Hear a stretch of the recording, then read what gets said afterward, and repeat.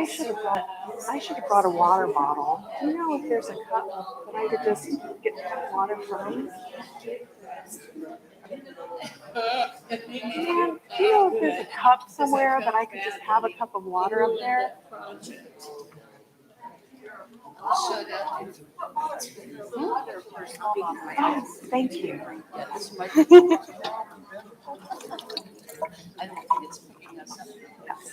So I hate to single-use stuff, but you just get these little things. They should be stuck. Okay, perfect. For you, wherever it is. I just know as soon as I start talking. I know. Yep.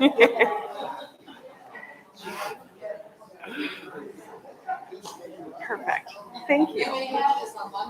You must turn that cap in for daily I know use. exactly where to put it.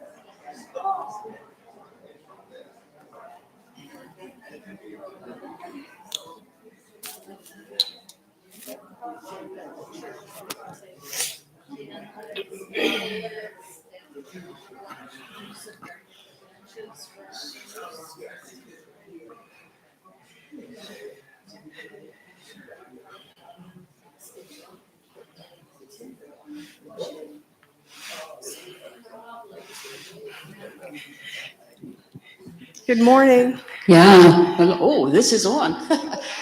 Well, we want to welcome everybody that's here. These programs are open to everyone. They are sponsored by the Timbercrest Seniors for Peace, but we have no role, so everybody is included. And we want to thank Katy Gray Brown for being here this morning. We all know about her work at Manchester University. I was told she was a carpenter for 10 years, so you can learn more about that too. So Amy, it's all yours now. Thank you. Thank you. Marie said that she would leave the introductions up to me, but that it was important that I start on time. So I'll make it a short introduction. My name is Katy Gray Brown, and I teach at Manchester University, a graduate of Manchester College in Peace Studies, and I teach philosophy and peace studies, and I direct the Peace Studies Institute at Manchester. And right now, I'm the interim director of the Environmental Studies program at Manchester as well. We're in a bit of a transition there. But that works well because the programs have a lot in common in our concerns and in our history. And the project that I'm going to share today is part of that collaboration. And it's about the relationship between Manchester and the Myaamia tribe, the Myaamia Nation of Indiana. And I want to talk a little bit about how this collaboration developed and where we hope it will go. And I'm framing this as a restorative justice project of a new center called the Center for Environmental Resilience and Social Engagement. And this is a project that is just a few years old, but it has grown out of a relationship between the Peace Studies program and the Environmental Studies program. Under the direction of Suzanne Byler, who has been director of environmental studies for the last 6 years. She's on leave, she's resigned from Manchester, but we're continuing this collaboration in the direction that Suzanne and I have started it. And the people in this room are probably familiar with these two programs. The Peace Studies program was the first of its kind in the world, started at Manchester in 1948, out of a concern for the kind of education that people need in order to prevent violence. Right? So really looking at the factors that contribute to violence, and then the factors that can contribute to nonviolent peace building in our world.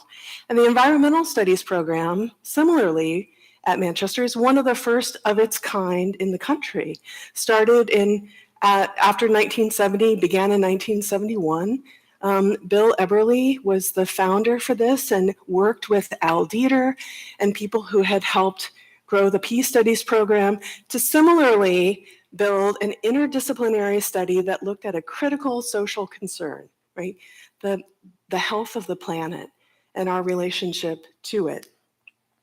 So the center that has been now just born, it's just 2 years old, is at the intersection of these fields. And this Venn diagram doesn't do justice to the extent of the overlap that we recognize between the concerns of environmental studies and the concerns of peace studies. Because increasingly now, we see that the roots of violent conflict are grounded in environmental change, in resource depletion, in resource scarcity, in the disruption and the movement of peoples because of environmental changes. And so our programs are recognizing that this is common space and that the tools of each field apply to the concerns of the other. Now, the Myaamia project is older than this collaboration, but it comes as a natural sort of concern for this the center that we've started. And the reason that we've chosen to work with the Myaamia people in Indiana is very much rooted in place. I mean, there are plenty of indigenous communities that have historic ties to the land we now occupy, the land where we live and call home. The Potawatomi, the Peoria, the Kickapoo, the Kaskaskia, all of those peoples have at one point or another lived or worked or hunted where we are now. But the Myaamia are the only indigenous people whose creation story begins in Indiana. Okay? In the Myaamia creation story, it says the Myaami's at first came out of the water. And that water is the Sakiwisikapi, the St. Joseph River near South Bend. Okay? So in their oral tradition, okay, the Myaami's emerged from those waters. The world already existed, as it does in many indigenous creation stories. The earth was here, the waters were here, the non-human animals, the animal relations were here. But the people that became the Myaamia originated at a specific time with a specific story. And out of all of the indigenous peoples who have some tie to where we live now, the Myaami's are the only who name their creation story as coming from Indiana. And so these are all traditional lands from northern Indiana all the way down south to where there's an overlap with Shawnee peoples near the Ohio River. But all of this was Myaamia home, and they knew no other. So for that reason, we thought there's a particular compelling understanding of our relationship with the Myaamia folks. The history then is one of increasing contact with other peoples. Potawatomi peoples, which are now the other dominant indigenous community in Indiana, they immigrated to Indiana from north in the lower peninsula of Michigan and west in Wisconsin, where they had been relocated previously, down into Indiana in the mid-1700s. And their communities became established quite close. There was a Potawatomi village on the Eel River, on the Kinapokamoko, just by the college campus, right? That's the 1826 reference on maps, and you can see it here, to Parrish's Village. That was a Potawatomi settlement there. In 1834, then, you have the first settler peoples who come to the area with the Ogden Home and the Helvey Tavern. Of course, you've got to start a town with a tavern. North Manchester was like most in that sense. And that preceded then in 1846, this period of dislocation, of disenfranchisement, of the appropriation of property from tribal peoples and the movement westward, right, the forced relocation. The Myaamia folks were put on barges and pulled up from Peru to Fort Wayne and then on. They went first east and then were sent to Kansas. At that time, Kansas, the land of like half of my peoples, and Oklahoma, on maps it was called the Great American Desert, right? And that's where people were relocated to. And where the dominant Myaamia community lives today. The Myaamia Nation has federally recognized headquarters and reservation lands in Oklahoma. So those who were relocated from this area ended up in a settlement that has been now federally recognized in Oklahoma.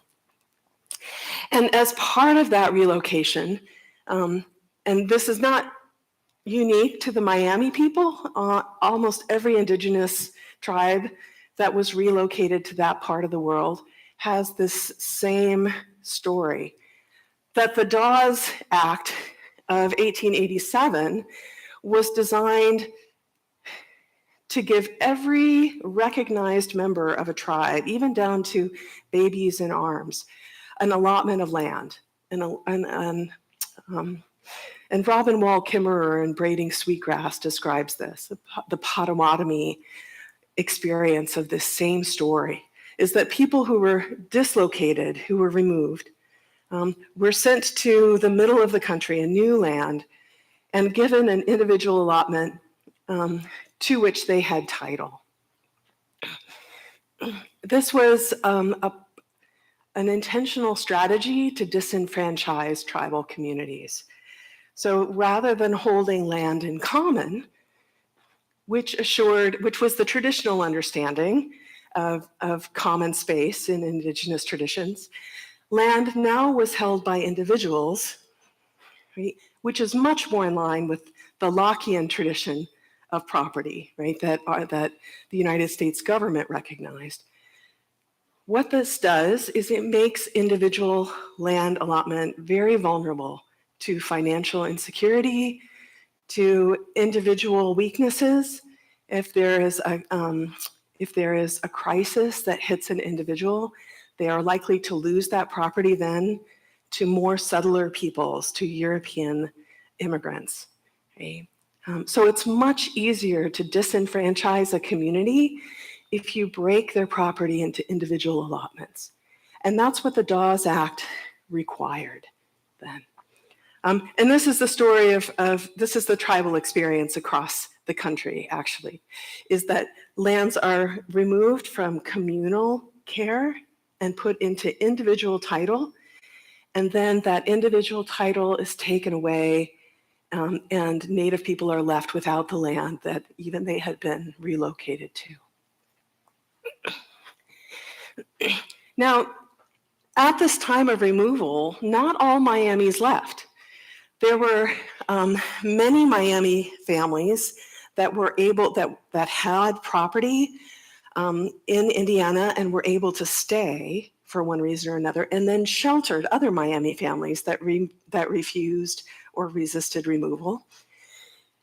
And they reformulated then as a Myaamia community who had avoided dislocation, right? However, those Myaamia lands then and families came into conflict with the state of Indiana when they refused to pay state income property tax.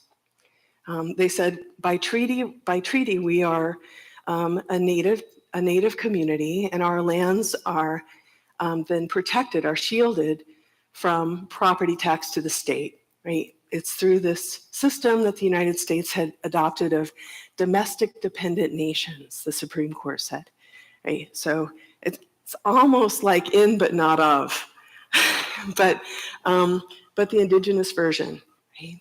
So the tribal communities argued that they were not required to pay state property taxes. The state of Indiana argued otherwise, and the court determined that the true Myamis, the legitimate holders of that right, had been relocated to Oklahoma, and that the Miami who remained here were not recognized as having that tribal status. And so at that point, in 1897, federal recognition for Miamis who were here was taken away. So the Miami folks who were here were neither recognized as Native nor recognized as citizens of the United States. But in any case, the court said you have to pay property tax. So that 1897 date is critical for the community today, because the community continues to challenge that decision and seek its federal recognition as a tribal community, and the rights then that would be gained by that. So this is a story of maybe why the Miami people. But there's another reason, another compelling reason for Manchester to think about our connection to the Miami people, and that's because of Otho Winger. Otho Winger was born in 1877 in Grant County, just to the south, just barely south of the Wabash County border, right? Near Marion, Indiana, for those of you who know the area. And after he graduated from high school, he grew up with many Miami friends. And after he graduated from high school, he was hired to teach in the Miami Indian Village School. This is a picture of him after his high school graduation. And this is the Miami Indian School, which is located in Grant County, just south near Jalapa, if you know, La Fountain, near the Mississinewa battlefields where they do reenactments. The Miami Indian School is the only piece of land, in the cemetery that's behind it, is the only piece of land that has continuously been under Miami control in the state of Indiana. And it continues today to be owned by the tribe. And Otho Winger taught there for 3 years, from 1895 to 1898, the last 3 years that this school was in operation. And here he is. This is a picture that they display inside the schoolhouse. And this is Otho Winger, and it says, "School taught by Otho Winger, 1896 to 1897, a number of Indian students." And I tried to zoom in on this picture so you can see Otho Winger and his students there, right? So he was quite a young person, determined to do this. And when the school closed, Winger came to Manchester to pursue an undergraduate degree in arts and letters. But he continued to have this connection, this deep connection with the Miami tribe. And it influenced his scholarship greatly. Many of you may have seen some of these books by Otho Winger about the history of the Miami. In Indiana, the story of Frances Slocum, who was adopted into the Miami tribe and lived her life here. The story of Little Turtle.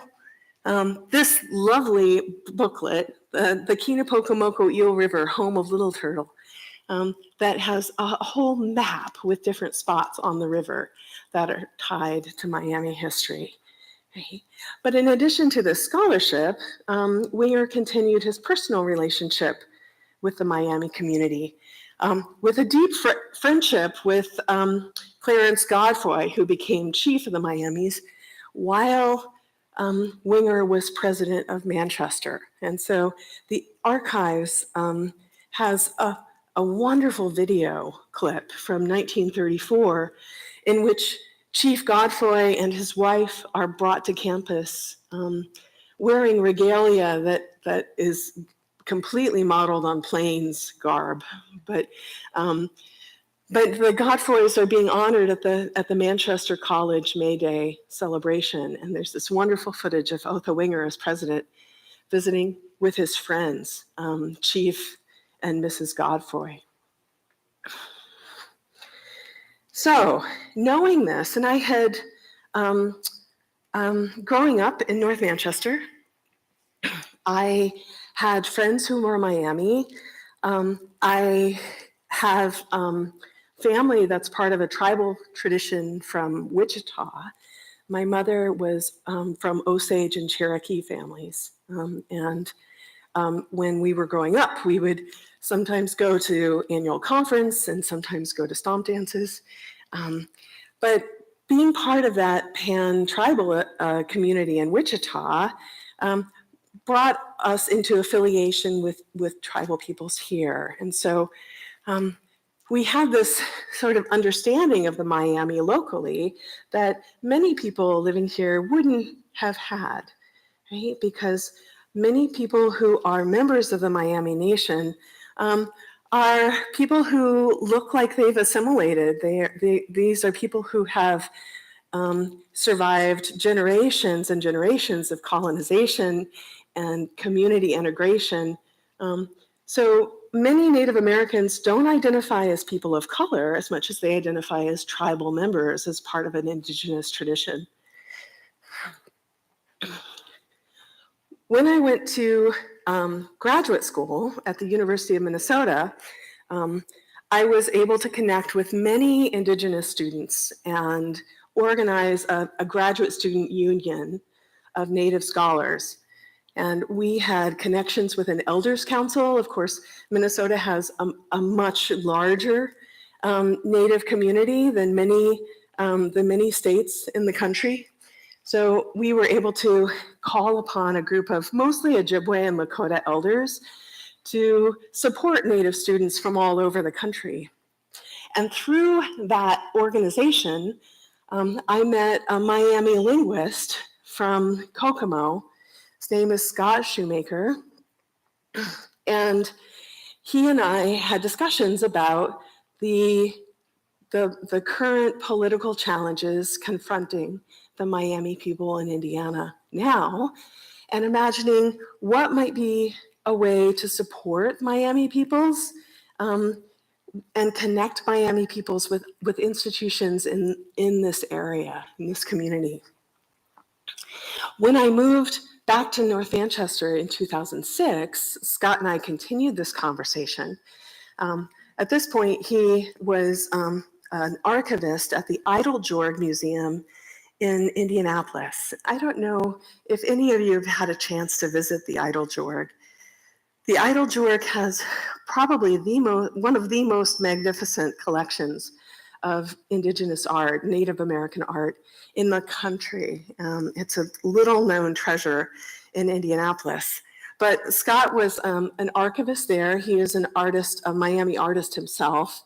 And he and I decided to try to bring Manchester University resources in connection with Miami Nation of Indiana projects in a more intentional way. So I developed a course on Indigenous philosophy in the philosophy program at Manchester. And we brought tribal members to campus to talk about Miami culture and tradition. We took students to Seven Pillars to meet with Clayton Prendergrass, who was a South Bend-based elder with the Miami Nation. And then we out of a conversation, Scott mentioned that the annual Miami language camp that they host for young people had been dislocated, right? They had been meeting on the shores of Lake Michigan, and that was no longer an option for them. And I said, while it might be a step down, we could offer Koinonia, the Manchester Environmental Resource in Kosciuszko County, as an option. And they have been so grateful and delighted. So for 3 years now, the Miami Language Camp has been hosted at Koinonia by Manchester University as our guests, as we are their guests. And that will continue this summer in an even more intentional way. So I mentioned the Center for Environmental Resilience and Social Engagement, and that we see this as a restorative justice project. And so I wanted to just very briefly, because I know many in this group are familiar with restorative justice, but restorative justice, at its heart, it's a process that allows those who have been harmed and those who take responsibility for the harm to talk about their experiences and to address the injustices that have been inflicted. And there was a special seminar that we taught in the Peace Studies program this semester entirely on reparations and restorative justice and what it looks like in different contexts and around the world. And students were asked to create a blueprint for a restorative justice project. And one of our students chose the relationship with the Myaamia Nation of Indiana as his project for the class and developed a wonderful history of the political struggle of the Myaamia people and imagined possibilities for addressing that injustice. What could it possibly look like in ways? And so we're taking this as a blueprint to keep in mind for things that Manchester and friends who are interested in this project could participate in. One of those pieces is basically hearing each other's stories and learning more about each other. And the first, I won't say the first step, but a significant step that we took in that process was through our annual Peace Studies student and alumni trip that occurred last month. We arranged for a charter bus to take a group of Manchester-related folk on a driving tour of sites of historic and cultural significance to the Myaamia community. And we were led on this trip by friends in the Myaamia Tribal Council. And here's, like you can see, some familiar faces on the bus on the left. And then on the right, we have our friends from the Tribal Council. Erin Oliver, who is a lawyer who works at the University of Notre Dame, and her father, Vice Chief John Dunnigan. He has served as chief in the past. He's currently in the office of Vice Chief, and he's also the tribal historian. And Erin and John led us on this tour. It was a full day to visit sites in our backyards, sometimes literally, that have deep historic significance to the Indigenous people who have laid claim here.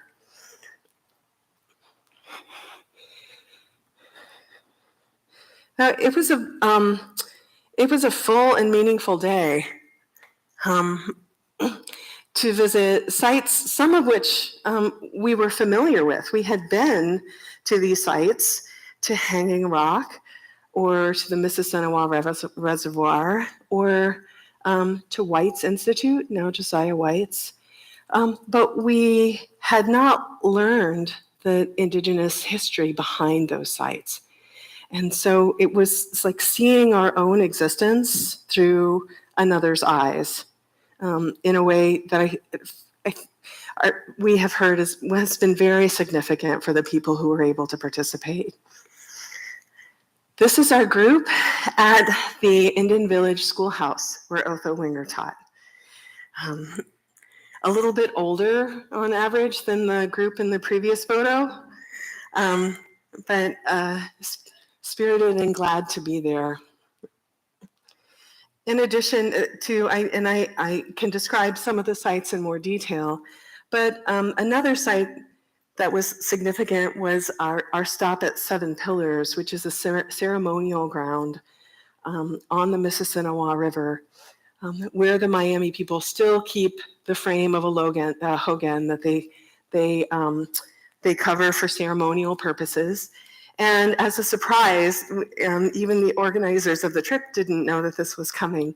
When our group arrived at Seven Pillars, the chief, Brian Buchanan, who is here in the ribbon shirt to the left of John Dunnigan, had arranged for the tribe's drum circle to meet us and to perform, and then to invite us to participate in the drum and in the dance, and to talk with us a little bit about the significance of the place, but also the significance of the drum.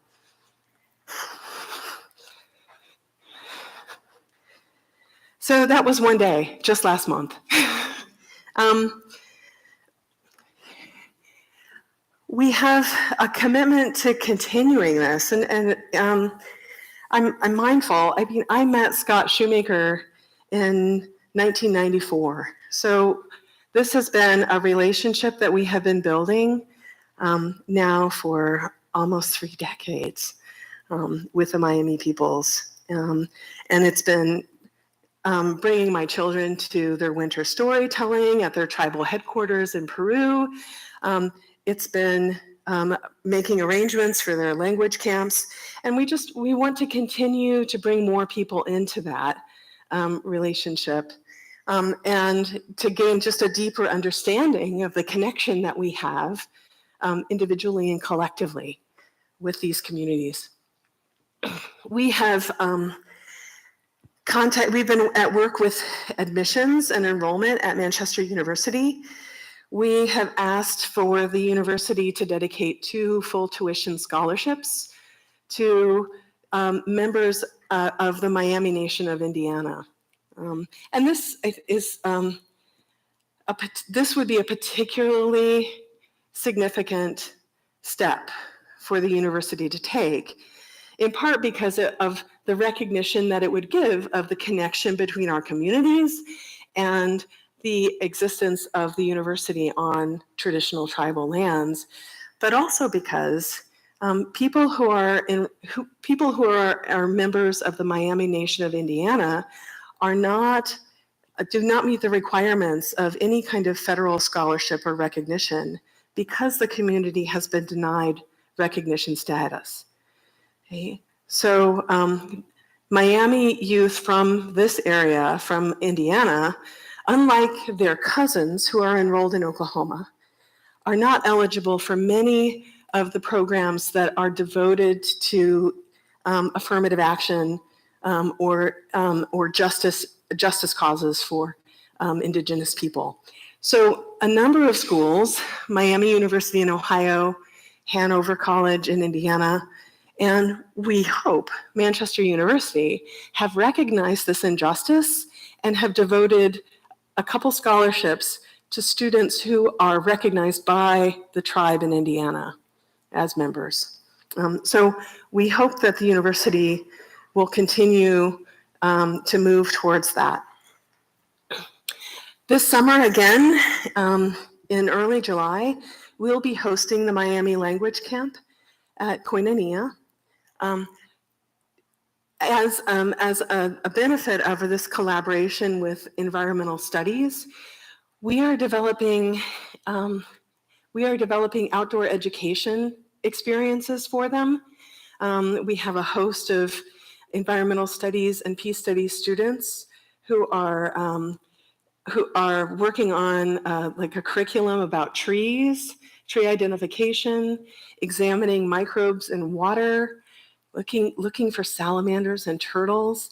And so as we are working on those plans to lead with the Myaamia youth, we are working with the Myaamia linguists on the vocabulary that the young people will learn in Myaamia language that accompanies these activities. So it's, I think, a really beautiful way that we're working together. And the linguists and the tribal leaders are really excited that Manchester resources can be used that way. And then finally, well, not finally, but we want to continue to support the Myaamia Nation's petition for federal status. State level politicians, Indiana senators, Indiana governor, are all in support of this recognition being granted. It's such a clear violation of justice that this recognition was taken away, that their initial petition to have it restored was denied. So there are political allies in this effort, and we want to be allies and neighbors. We want to be good. We want to be good neighbors and support the Myaamia in what they see as a very important step in their cultural and political history. There's also, he said, another way. They said we're always welcome to play bingo at their headquarters in Peru, which hosts a very competitive and lively bingo session, like three nights a week or something. But you have to get in line early to get the good spots. But they have a small museum there and a small gift store at the tribal headquarters in Peru. And I think mostly they were just happy to have the opportunity, so grateful to have the opportunity to tell their story and to be recognized as people in this struggle. Okay? For many Myaamia, the experience of being, of resisting dislocation has meant that they have been made invisible. Okay? That there are larger indigenous communities in Oklahoma, in Kansas, where there would be a recognition of who people are. And I remember experiencing that very much in Minneapolis, in Minnesota, in an urban Native community. But being in rural Indiana, where they are not part of a political system that recognizes their legitimacy, has been extraordinarily painful in the most deep and existential ways. And having neighbors here, having institutions that recognize and honor and want to learn more about their history and about their continuing challenges and their continuing successes has been, I think, very much appreciated. So that's part of where we are now with this project.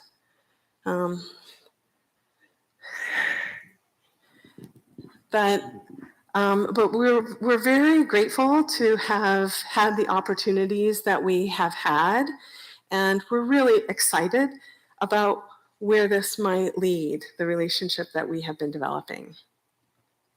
And I'm grateful for the chance to talk about it a little bit, to introduce this to you today.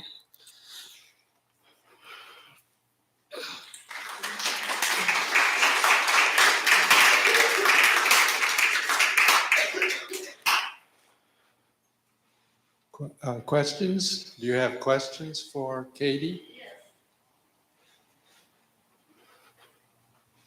Somebody said yes. Oh, Grace. For your information, the two books by Othel Winger are in our library. I think they're in the Brother Nook, but we also have a section, a small section that says Indians, which needs to be renamed. Well, and the matter of language is one that participants on our trip asked Vice Chief Dunnigan, because and his response was beautiful. He said, "Oh, well, I just describe myself as Myaamia." But there are generational differences, as there are with many communities, about how people wish to be identified. Some generations or communities prefer Native American. Some people prefer Indigenous. Some people prefer American Indian, specifically because that's the language included in treaties. Right? And so it's a political statement to identify as American Indian, because it's a way of holding the settler communities and the settler government accountable to the language of those treaties. So language is all over. Almost every indigenous group, though, does prefer its own tribal name. Right?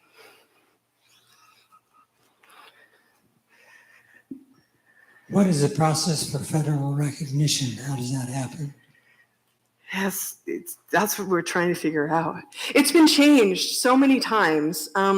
It involves a petition, of course. So Native peoples, and you might know Deb Holland as our Secretary of the Interior. She's DNA. She's the first Native person to hold that cabinet level office. And Indigenous people, the Bureau of Indian Affairs, the Indian Health Service, all of that falls under the Department of the Interior, which tellingly is also in charge of fisheries, minerals, national lands.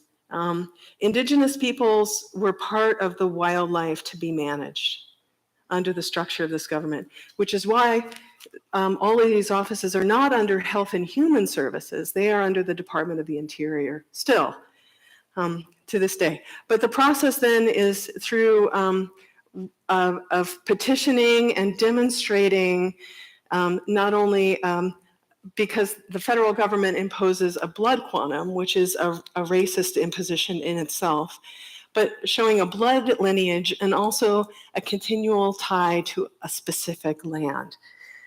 Now, this becomes another moment for traumatizing a tribal people, is by requiring them to prove their legitimacy, both in terms of some sort of blood connection, but also in terms of a connection to a land. And this trauma is intensified by divisions this has created within tribal communities. And so now there's this question of, if the Myamis of Indiana were to be federally recognized, would that undermine or shake or somehow disrupt the claim for Myaami recognition in Oklahoma? At this point, anyone who is a tribal member of the Myaami Nation of Indiana would be accepted for enrollment in Oklahoma, but it would mean giving up the tie to this struggling community.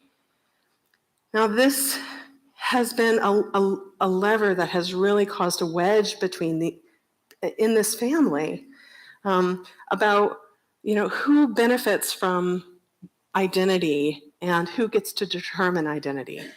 So it's a really complicated and fraught and painful process, not just for the paperwork, but for the reactions that other federally recognized Indigenous communities have towards groups seeking this recognition.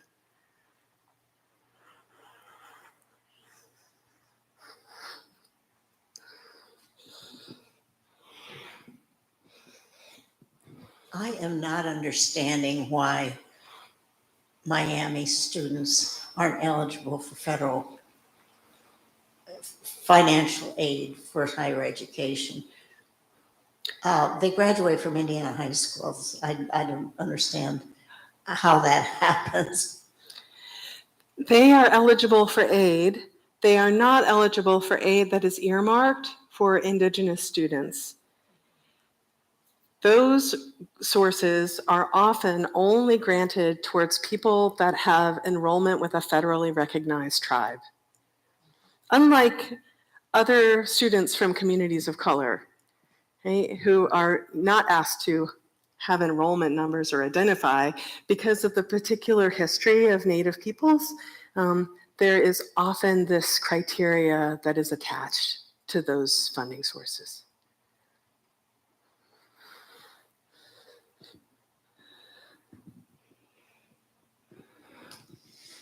With the history of this country breaking treaty after treaty after treaty, how do the Myamis and others have any credence for any of the treaties that are continuing to be made? Yeah. Well, the era of treaties is now past because the land has been divided, right? The land has been appropriated, and now the work of Indigenous communities is trying to get it back.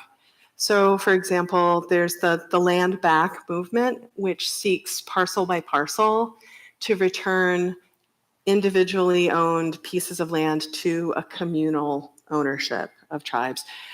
In Minnesota, there's a very successful White Earth Ojibwe project, the White Earth Land Recovery Project, which is doing the same thing, seeking piece by piece to rebuild what were treaty lands.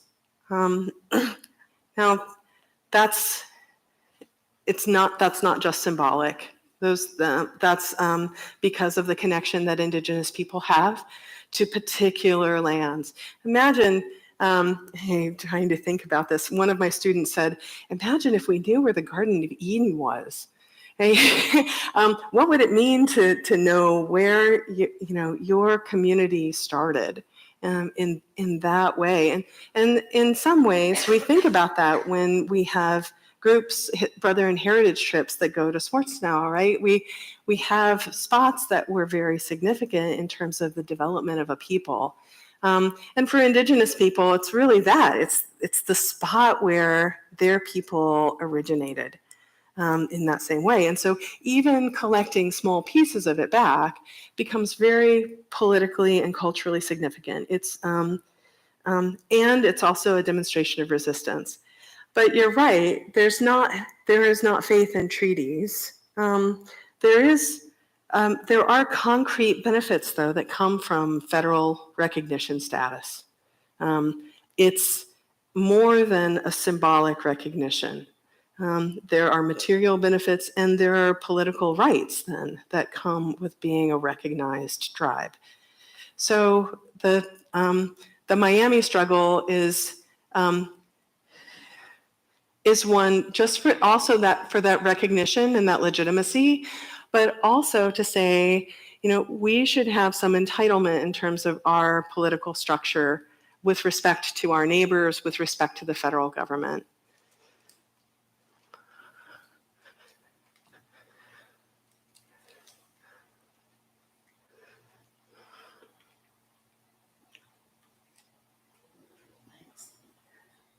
I believe you said that Scott Shoemaker is an archivist at Idlejohn. He was, yes. He was. Yeah, now he's back in Minnesota.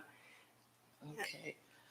Several weeks ago, I tapped into an online webinar, I guess it was, a presentation by a Chicago museum, a woman who was an archivist, and she was the only person who could make the decisions about what Indigenous art and articles in the museum belonged to which native tribes. And she described the lengthy process of trying to document the origins of those articles that were in the museum. And then those articles could be returned to the tribes. And I wondered if any of that has happened for the Myaamia people or the Potawatomi people from the Idlejohn. I don't know. There's a federal law that says that museums have to do that. But there's no funding and there are no penalties if they don't. Oh, I see. So it's more of a suggestion. Yes, but there is that one woman, which someplace I have in my notes of this woman who's been working very hard for a very long time on that, which I can't remember the law, but it included grave sites as well as items that were in museums. Yes.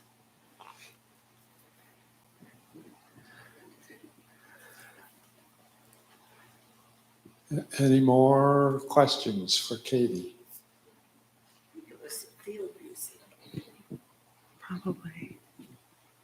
The federal bureaucracy that the United States has, there's somebody that has indigenous Indian background. Is that really bringing any long-term changes? You know what I'm talking about? The lady that has that kind of background, I can't think of her name. Starts with an H. I think. Deb Holland? Yeah. Could be. Deb Holland, the Secretary of the Interior, who's, the first Indigenous, I think, cabinet member. I think that's true. I know that it's certainly true for the Interior. There, across Indigenous communities, there was a lot of excitement when she was appointed because it represented someone who had an understanding of tribal communities from her own experience, finally being the person in charge of all of the agencies that have been charged with providing care and any kind of compensation to Native communities. So there has been that excitement about that.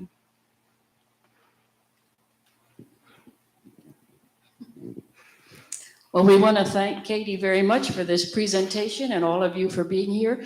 We are going to have a special program in June, and it's going to be the third Thursday instead of the fourth because of the scheduling that needed to be put into it.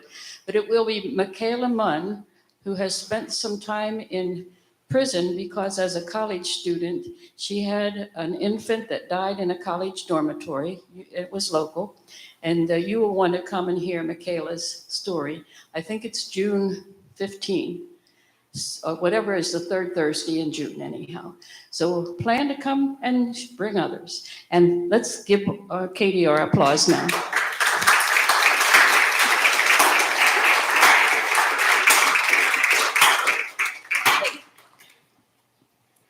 We're dismissed.